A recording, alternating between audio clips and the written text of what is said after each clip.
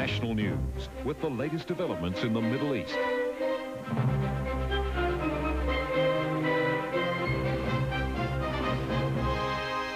A special report, crisis in the Persian Gulf. Good afternoon. New Zealand troops may soon find themselves in the Gulf, although Prime Minister Geoffrey Palmer says it may only be as non-combatants. The Emir of Kuwait has asked his country to support the US-led blockade of Iraq.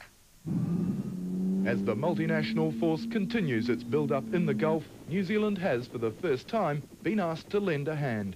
The deposed Emir of Kuwait has called on this country to take such military or other steps necessary to maintain and strengthen the economic stranglehold on Iraq.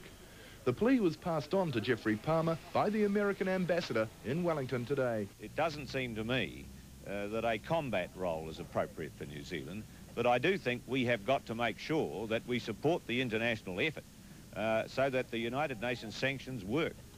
New Zealand's frontline troops, aircraft and ships have been described as unsuitable for the kind of high-tech desert war that could break out here. So Mr. Palmer's now talking in terms of sending support forces. There's a possibility of medical teams, there's a possibility of transport, there's a whole range of possibilities, communications, that sort of thing. A lot of things you could do.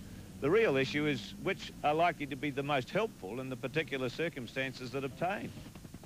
Army medical teams, engineers, radio operators, transport trucks and planes are now a likely option for New Zealand's contribution to the multinational force.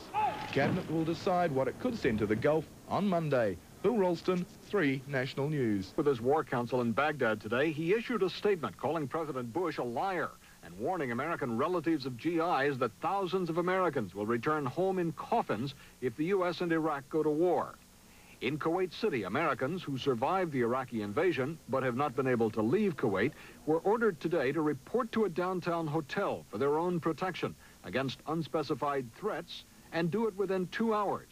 The Iraqis demanded that all 2,500 Americans in Kuwait assemble at the International Hotel. American Ambassador Nathaniel Howell protested the order as impractical and unjustified. State Department spokesman Richard Boucher again refused to call the Americans hostages, but said the U.S. is concerned. Of course, all would be better, all Americans, all foreigners, if they were allowed to leave, and we will continue to work towards that goal.